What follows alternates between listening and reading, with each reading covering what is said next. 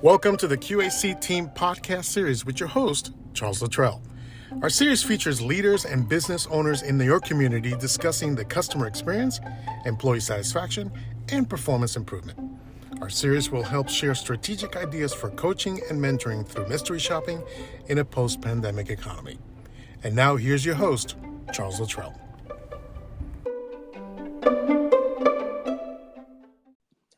Good afternoon, listeners. My guest today, a two-time Emmy winner who changed the world, executive producer of Diners, Drive-Ins, and Dives. He's traveled the world while developing a passion for some of the most incredible food. Produced for Good Morning America, including cooking segments by Emeril Lagasse. All this experience led him to writing a book titled Food Americana. David Page, thank you for joining me this afternoon. Well, thanks for having me. Absolutely. My pleasure. I should point out, I don't produce Diners anymore. I created it and did the first 11 seasons. The first 11, yes, I read that. That's great. And you were no longer producing for them? Nope, I'm off doing other things. Doing other things. That's great. So in your book, you cover great foods like sushi, pizza, my favorite, burgers, ice cream, barbecue, tacos, lobster, and even bagels. So this leads me to my first question that is kind of biased to me. Born and raised here in Maryland, known for our blue crabs. Was there ever a thought of adding that cuisine, crabs or crab cakes, to the chapter in your book with the caviar, oysters, and lobster? Well, the lobster was its own chapter. It was lobster rolls. The chapter you're talking about is caviar and oysters. Okay. Oysters, in my view, are part of American cuisine because despite being a coastal product, they are now available all over the country. And in the book, I gave an example. We visited an oyster bar in, I believe it was Omaha. So I think that qualifies as part of the national cuisine in a way that blue crab does not. Now, you're going to point a gun at me and ask me why caviar's there. That's there because I thought it was just really cool. I'm not going to argue that caviar is part of daily life. But full disclosure, having grown up in New England and loving Maine lobster, I'm not a blue crab fan. It's just too damn much work to get the tiniest bit of meat. And then by the time you eat it, all you taste is Old Bay. So my wife and I were vacationing in Maryland a couple of years ago.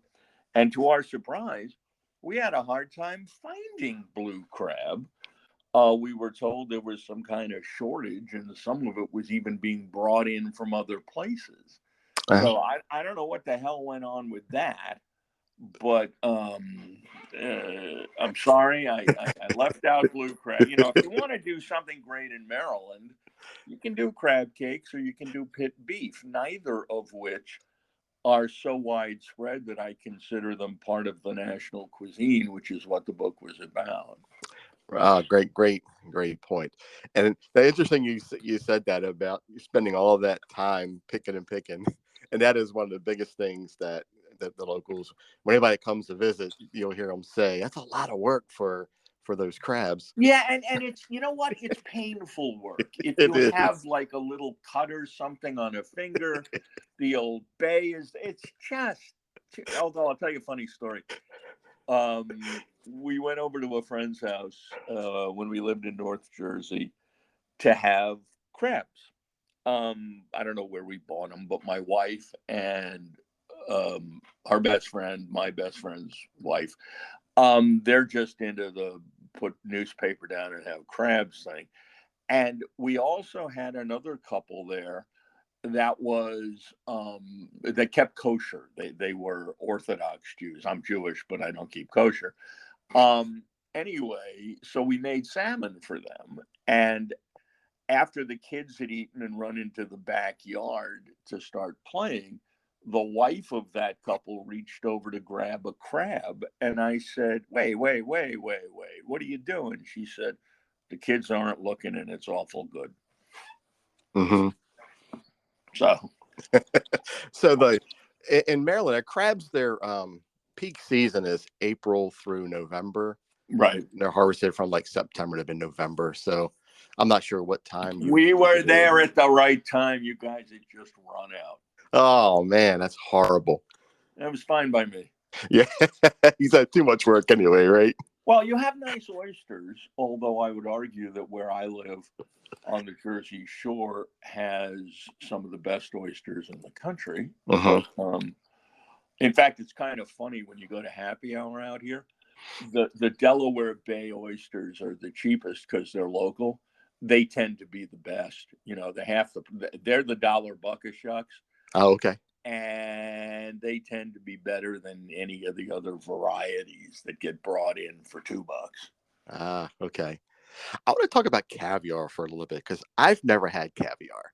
Is this Well, something you're missing a truly great experience. that is what I want to ask you because I've never had it, never had the opportunity, and I think I need to do it. Well, first of all, it can be an acquired taste in that you have to learn what to appreciate, but good caviar kind of bursts when you bite into the individual grain, and some variety of the freshness of the sea explodes into your mouth.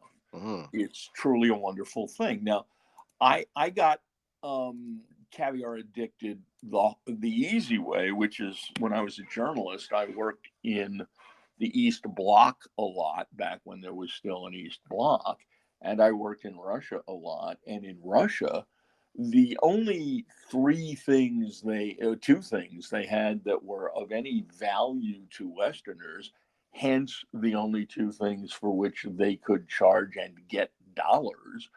Well, there was caviar, there was vodka, and there were Cuban cigars. So there were three things.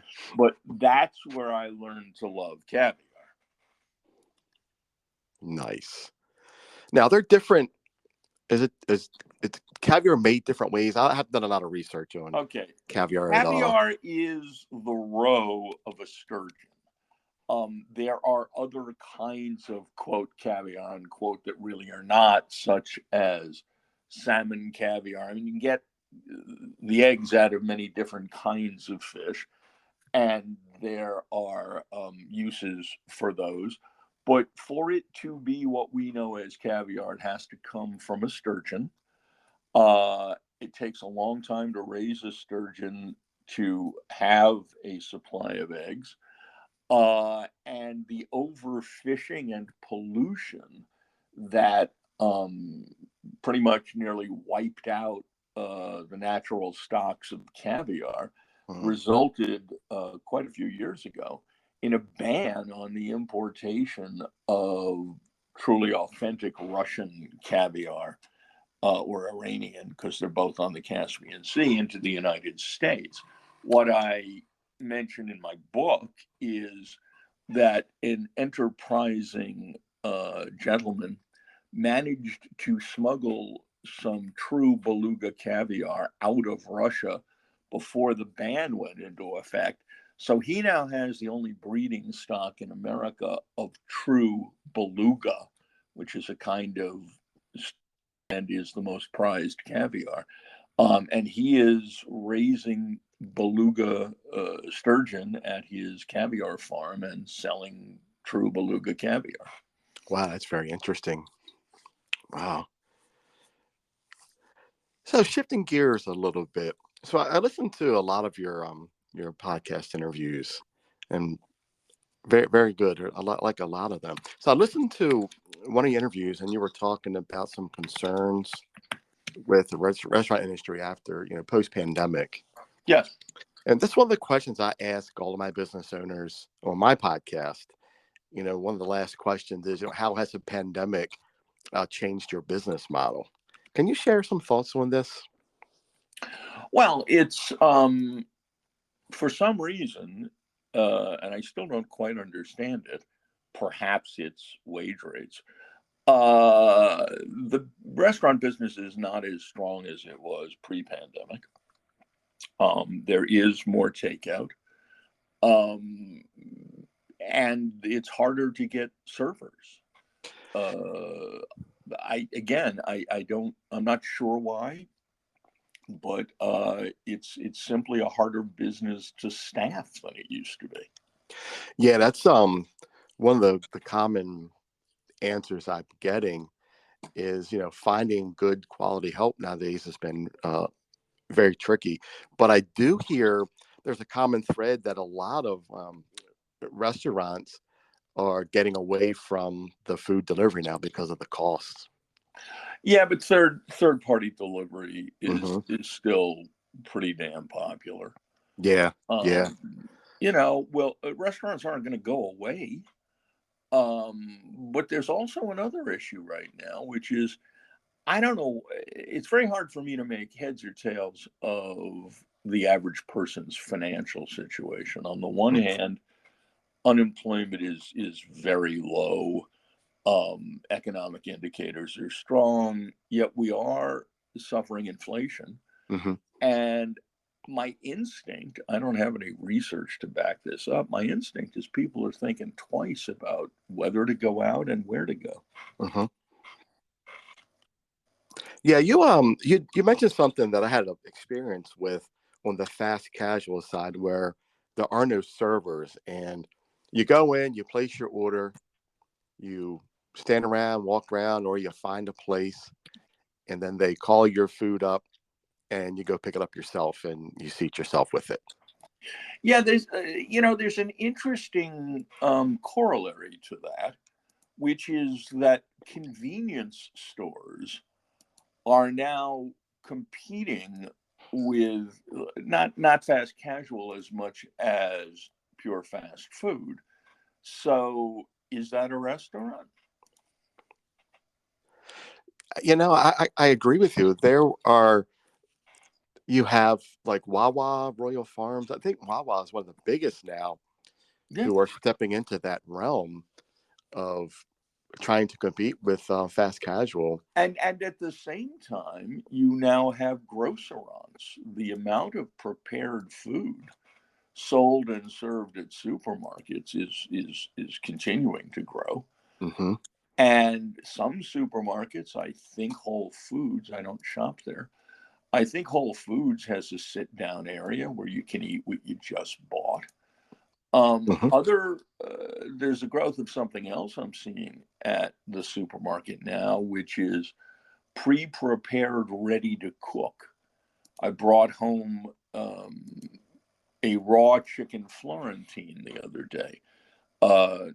Didn't like it after I cooked it because it was dry, Mm-hmm. because the breast was too thick and there wasn't enough moisture stuffed in the middle. But despite the fact that I cooked it in stock, but that sort of thing is increasingly cutting into, I think, restaurant business. There's just so many ways now to get food that you didn't have to cook or only minimally cooked yourself. Mm-hmm. That is true, and Wegmans is in that realm as well.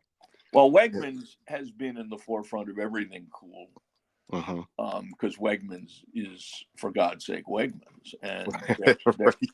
yeah, there isn't one where I live, but Wegmans is a whole other ball of wax. I live 5 minutes up the street from a Wegmans, and it's great. Well, it's more power to you, and go to hell. Yeah. Although, you know what's interesting, we recently moved 6 miles off an island, across a bridge, and onto the mainland on the bay, which made it a little easier for me to shop off the island. Mm-hmm. And I'm now shopping at ShopRite. And I must tell you, the quality of goods I'm not doing an ad for ShopRite, they're not paying me. But I am shocked at the high quality of the goods and selection at an everyday supermarket. They have a cheese section that rivals a good cheese shop in New York. Mm-hmm. And their quality of food also is pretty good compared to Wegmans. You know, It's they're it's they're excellent. getting there. Yeah. Although, let's be fair, if I get something prepared like a chicken Florentine ready to cook, I do it at my butcher. I have a real butcher. I love my butcher. Mhm. But this one time I saw it available at ShopRite, so I tried it and I did not like it.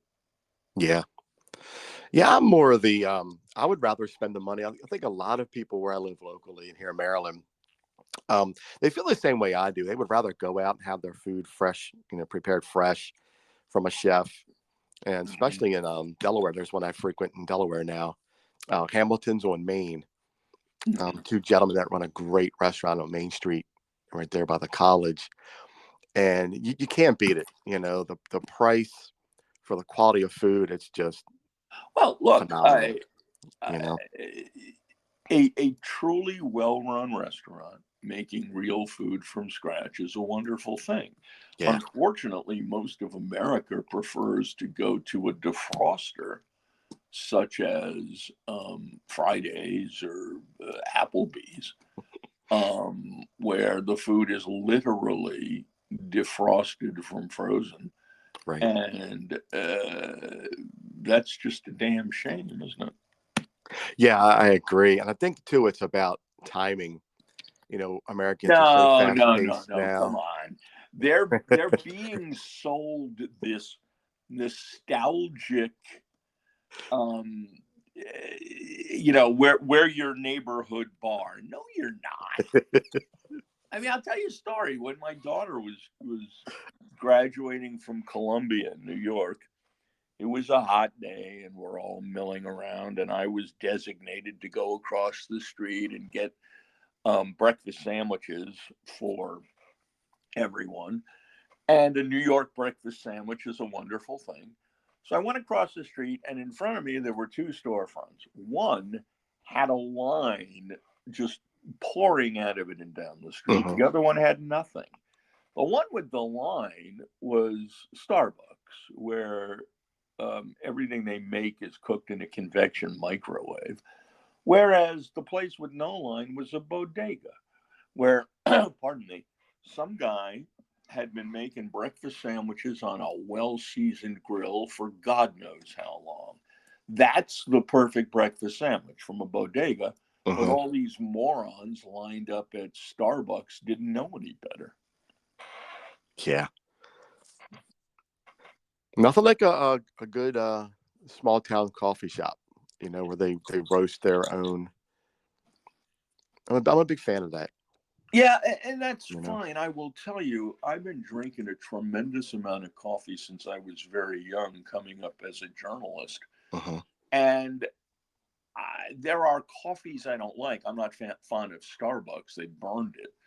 But I'm also not part of the coffee snob revolution Hmm. where I don't care if you roast it in front of me. Just buy a decent kind of coffee and Uh-huh. that's fine. Um, you I, know, I agree. the crap I have ingested in newsrooms is if I survive that, Did your food stand up in the middle of it after you finished stirring? well, the thing in newsrooms was always nobody wanted to be the one to have to refill the pot. So Yeah. there was this um, crusty layer on the bottom of the pot that was, the The burnt glass part, pot you right? can see in. It was Right. just horrible. Well, how many people today really understand the original glass pot coffee maker, Brun coffee makers? Remember those in the Yeah, but you day? know what? They owned the market for a while. Yes, they did. Yes, they did. Yes, they did.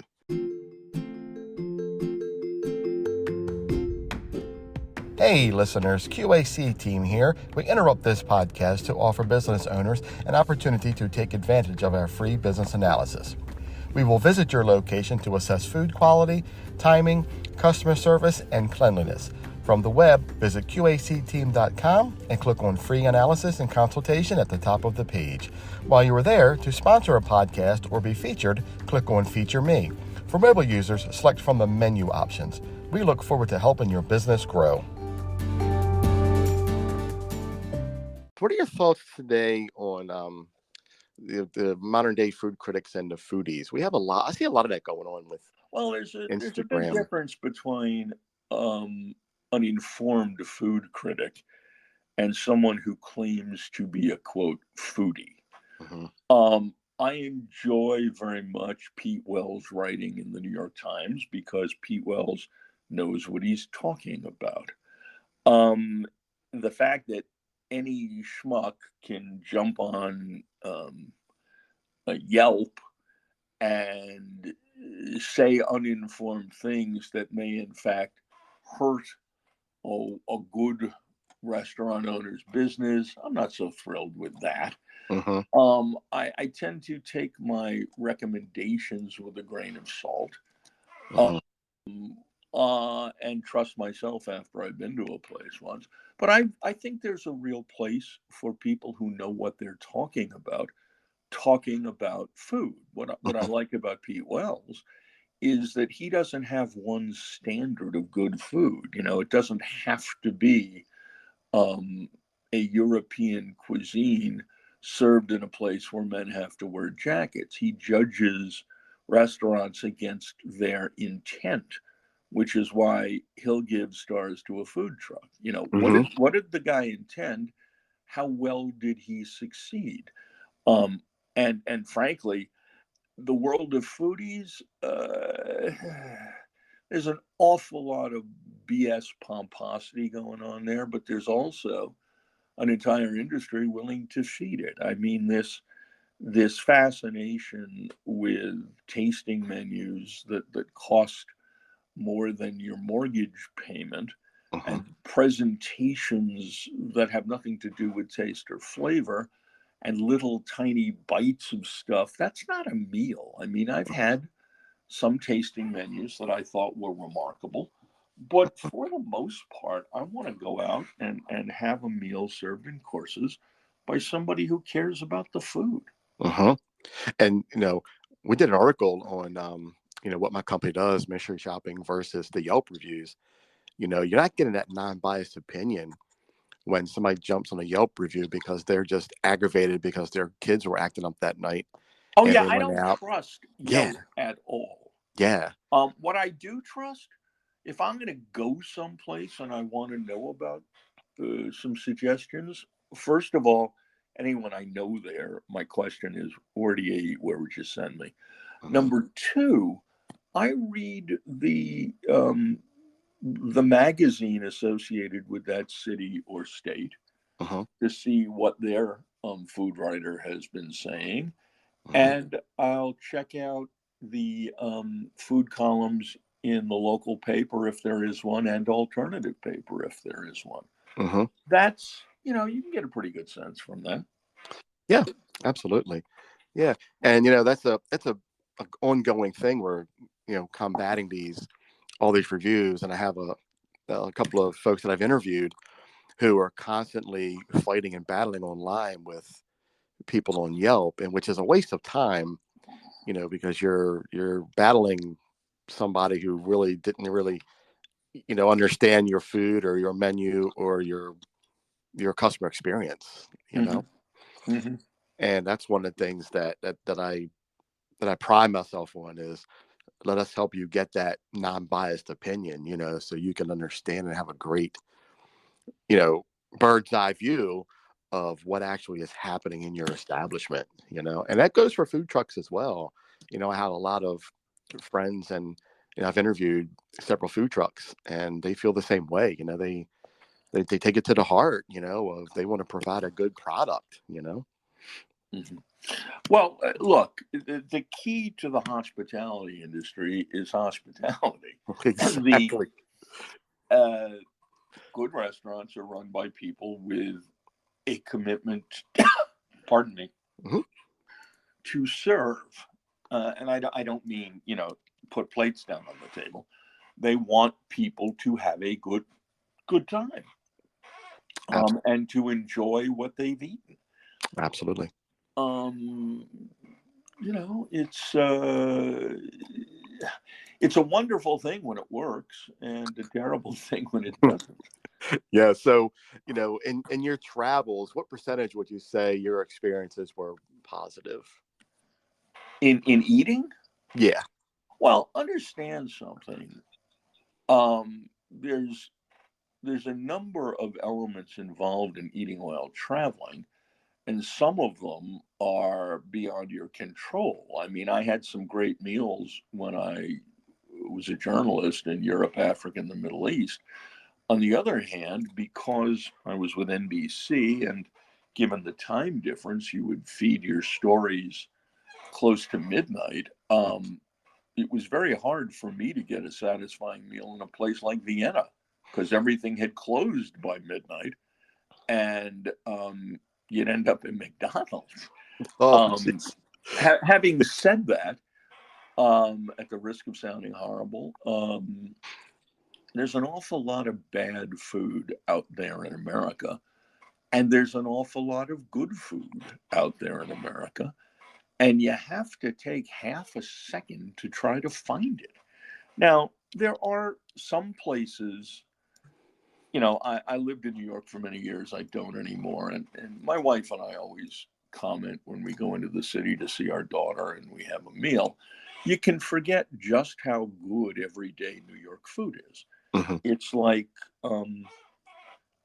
Madrid or Rome. You stand a really good chance if you just fall into a place of falling into a really good place. Um, I hate to say this, but the smaller the city in the United States, the more you end up facing a plethora of strip mall type restaurants. And for the most part, if you look hard, you can find some place in town doing it right. It may be a breakfast joint, but you have to put out the effort. Hmm. That is true. And, luckily up here years ago, prior to the pandemic, I passed this little dive and I've always wanted to try it. I'm like, this is a small place. It's up by the college. I drive by and I really want to try it. And then one day I tried it and I was totally disappointed in the raise that it got. I was disappointed in the food and the service. It blew my mind, because I look for small places like that because that's, who I promote, you know. Right, right. No, it's look, when you find a great place, hang on to it. That is so true. That is so true. So my original business model with this was I wanted to schedule a podcast interview and then send someone into the location, do a mystery shop for me undercover, give me the report. And then on the show, as we interview, I talk to the restaurant owner and say, hey, by the way, I was in your location. Do you want to talk about the report on air or do you want to talk about it off air? And Hmm. I love that concept and I want to continue it. But the problem I ran into was these podcasts were coming so fast. I didn't have enough time to really, you know, follow that model and get somebody in there before I had to do the interview. Right. So that was my question. Why I asked, how is the food across America? What percentage would you say was good and what percentage was bad? I was just curious. Can't put a percentage to it. You can find a good meal almost everywhere, but you have to bend to what is available. Hmm. Um, this country has been so overtaken by defrosters that you have to look really hard. Yeah, I couldn't agree more, Because especially with remember, the. the defroster thing has expanded. The fact that U.S. Foods and Cisco provide most of the food for most of the restaurants in the United States, they have every kind of restaurant convenience food available. Mhm. That you don't do much to in your kitchen. It used to crack me up. We'd get people suggesting places for diners, and then we'd look into them. And the person who wrote said they make the best chili I've ever had, and it turns out it came out of a can. Right. Or especially breakfast joints, the best corned beef hash on earth. It came out of a can. Meanwhile, And they cracked aluminum open and just dumped it yeah, on they that. cracked the Yeah. aluminum. Now, I insisted when I was doing the show, I don't know what they do now, that places we would go make their own food. If there was a place that presented itself as a pancake joint, Mm-hmm. I insisted that they combine the dry ingredients, not just for us, but regularly, to make the mix. So many of these, Long Beach Island, New Jersey, where I lived forever, I'm now across the bay from them, has a famous pancake house. I looked into putting them on the show. They use a mix. So what makes their pancakes so famous, you know? Yeah, that's interesting. I'm not a big pancake guy. I'm a big French toast guy. I'm all about give me the good bread and the eggs and the syrup and butter, and I'm good to go. I'm more of a pan Purdue guy if you're going that way. Nice. Yeah, that's of course you really need the New Orleans. What's the name of the bakery? Line something. Mm-hmm. You need their bread, but Mm-hmm. And I have yet to try king cake. That's on my list. there's nothing special about a king cake other than Okay. there's a baby in it. I mean, There's a baby, and that's about yeah, it, right? if you got a bunch of things you want to eat in New Orleans, I wouldn't start with a goddamn king cake. So I'm going to be disappointed. You know what's interesting about New Orleans, where the food is stunning? One of their signature items disappoints, in my view. I much prefer cold water oysters from up in the Northeast or the Pacific Northwest to Gulf oysters, which I find somewhat muddled and tasteless. Huh. Now, they're okay if you deep fry them for a po' boy, but I'm not a fan of oysters on the half shell in New Orleans. Now, Mhm. I like when they barbecue them, which I would not waste a good New England oyster on. But that's one item that I think is much better elsewhere. In fact, the best oyster po' boy I ever had was on Long Beach Island, New Jersey, made by a chef who, unbeknownst to me at the time, was getting a lot of exposure on the Food Network as a guest or contestant. And she told me her secret was buttermilk in the batter. Oh, yeah. Good buttermilk is a great ingredient. Well, what you ended up with was light but crunchy shell, and inside it, the oyster remained almost raw. When you bit into it, it exploded. That's what you want. Yeah. Years ago, when I was a kid, my dad used to like oysters, and while I was never a big fan of throwing down a raw oyster, he had made his attempt at his own oyster fritters. Oh, that would be nice. It was an experience. I'll put it that way. Well, but So at least, I mean, you're in Maryland, so you had access to fresh oysters. I have access to it, right? But it kind of scarred me. So now that I'm older, it's later in life, and he's passed on, and rest in peace, Dad. But I think I want to experience that again. That the sardines, it was a great experience. I think he just over fried them and just didn't turn out Well, good at all. that's the problem. That's not good. Right. So, what advice would you give for anyone traveling the states in search of great American food? Trust your taxi or Uber driver, and go online and read about food in wherever you are or wherever you're heading. Solid advice. I like that. I was where was I not that long ago? I was shooting in Memphis. No, I wasn't shooting. I was writing for the book. I went to Memphis in May, the barbecue festival. No, was it Memphis? No, it was Charleston. That's where I was. I was in Charleston also for the book, and got into a long conversation with a real estate agent. We were thinking about relocating there, and we ended up not doing it. But I talked to her at great length about where the locals go for things like oysters. And her suggestions were fantastic, and we ate very well. Although, interestingly, I found Charleston an interesting town because the restaurant Husk in Charleston is world famous. It's one of the greatest restaurants in America.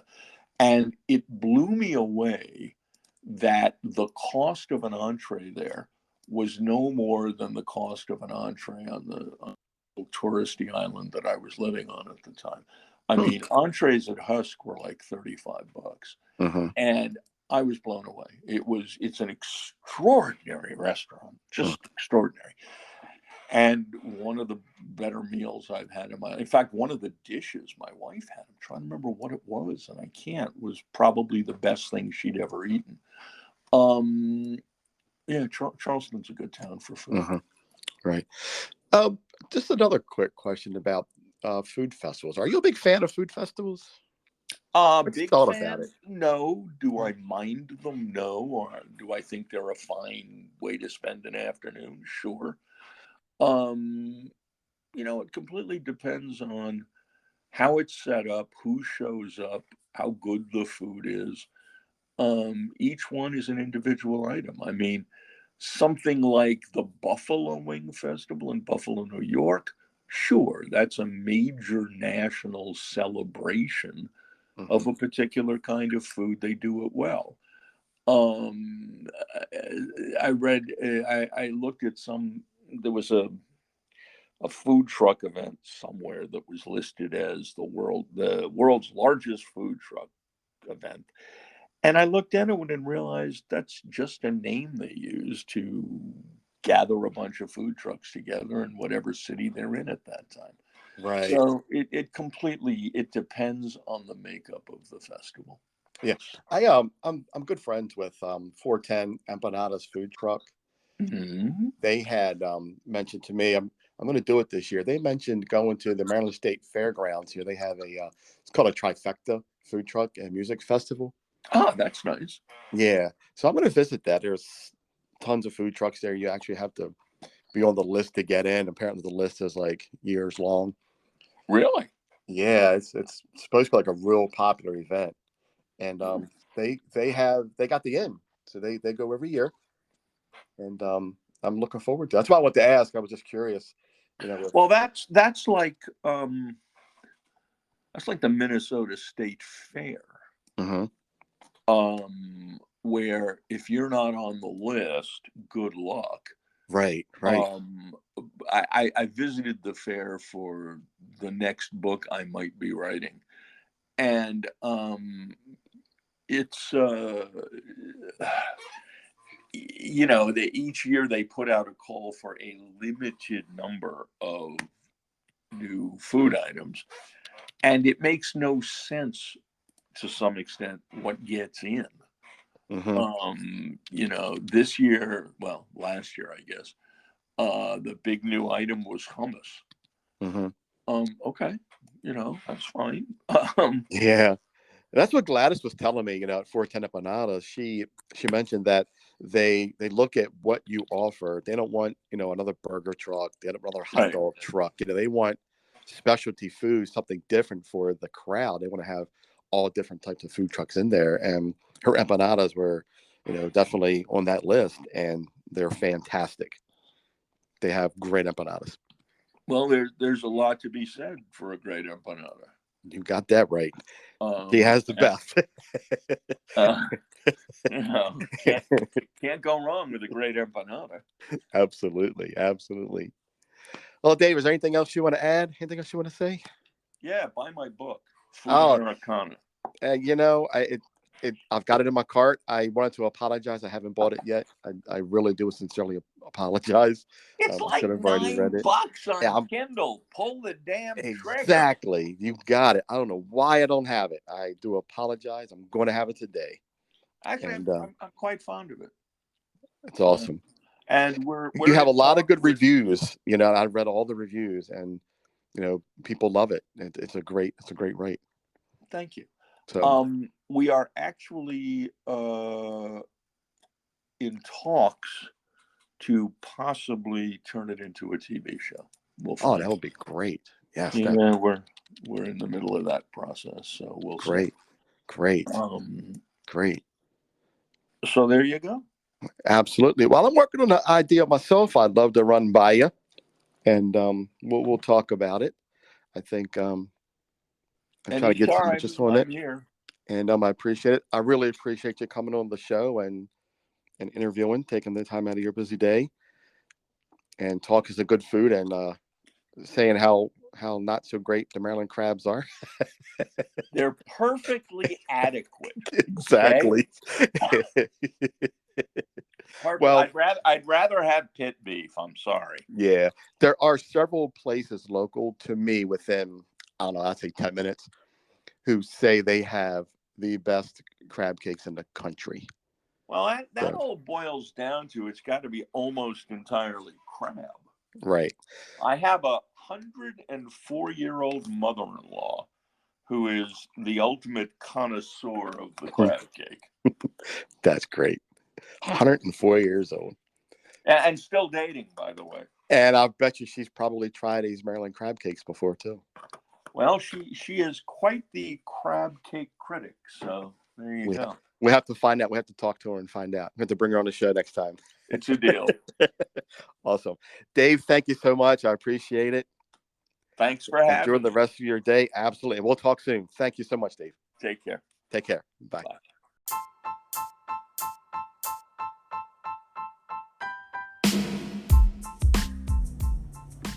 You've been listening to the Q.A.C. Team podcast with your host, Charles Luttrell. Today, we took you beyond the restaurant table and into the kitchen with leaders and business owners in your community. For more information, visit us at QACteam.com or Facebook and Instagram at QAC.team. Thanks for listening.